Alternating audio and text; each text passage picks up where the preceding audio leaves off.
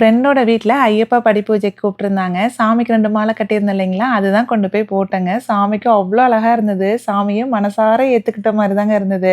இங்க பூஜை வந்து பார்த்தீங்கன்னா, ஆயிஷா டீம்லேருந்து தான் வந்து பண்ணியிருந்தாங்க. இவங்க வந்து பார்த்தீங்கன்னா, அட்லாண்டா ஐயப்பா சேவா சங்கம்ங்க. அருமையா பண்ணியிருந்தாங்க. ஒரு ப்ராசஸும் அவ்ளோ டீட்டெயில்டா பொறுமையா பண்ணாங்க.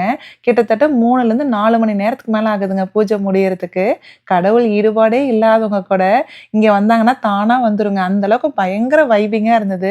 சந்தா மேளத்தோட ஒரு பாட்டும் பாடும்போதுங்க, கேட்க கேட்க கேட்டுட்டே இருக்கிற மாரி தான் இருந்தது. ட்ரூலி பிளெஸ்டுன்னு தாங்க சொல்லணும். இவங்க பெரிய டீமுங்க. குக்கிங்க்கு, டெக்கரேஷனுக்குன்னு எல்லாத்துக்குமே டீம் வச்சிருக்காங்க. அதுவும் சாப்பாடுலாம் பார்த்தீங்கன்னா, குறைஞ்சது 100லேருந்து 150 பேர்த்துக்கு மேல இவங்களே சமைச்சர்றாங்க.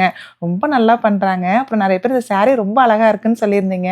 சாரி ரீஸ்டாக் பண்ணியிருக்காங்க. கிட்டத்தட்ட 200 ஸ்டாக்குக்கு மேல வந்திருக்குது. நிக்கிதா டிசைனிங் ஸ்டுடியோ டீட்டெயில்ஸ் எல்லாமே ஷேர் பண்றேங்க. கண்டிப்பா செக் பண்ணி பாருங்க.